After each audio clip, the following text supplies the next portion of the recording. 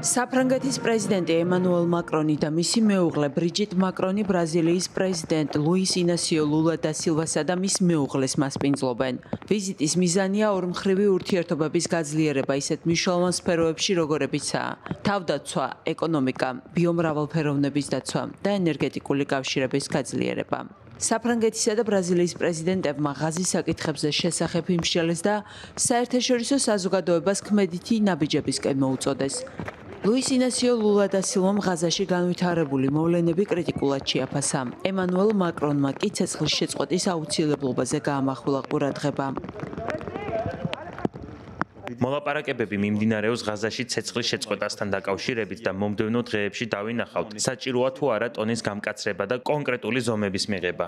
ამ ეტაპზე არ მსურს უფრო მეტის თქმა, რათა არ შეუშალო ხელი ჩვენს მინისტრებს.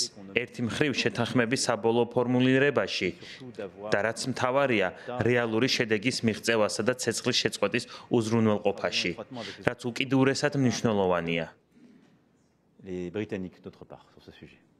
Que não existe, e sim genocídio premeditado de governante. რაც ღაზაში ხდება, ეს ომი არ არის. ეს გენოციდია, რომელსაც ახორციელებს განვითარებული არმია ქალებისა და ბავშვების წინააღმდეგ.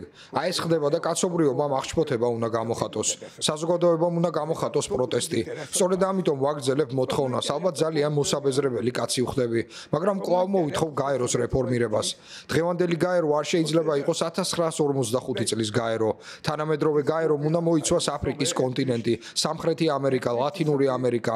მაშინ მონაწილეობა უნდა მიიღონ ისეთმა მნიშვნელოვანმა ქვეყნებმა, როგორებიცაა გერმანია და იაპონია. რატომ არ არის მასში ინდოეთი? ამიტომაც ვფიქრობ, რომ იმავე გაერომ უნდა შეინარჩუნოს ავტორიტეტი და დაიცვას 1967 წელს დადგენილი საზღვრები. ეს არის მინიმალური გონივრული მოთხოვნა, რომელიც ჩვენ, როგორც ჰუმანისტებს, შეგვიძლია წამოვაყენოთ.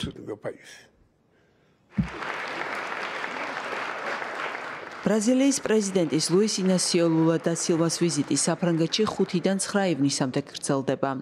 პრეზიდენტების განცხადებით ღაზაში მიმდინარე მოვლენები ამ დიალოგში ერთ-ერთ პრიორიტეტულ თემად დარჩება.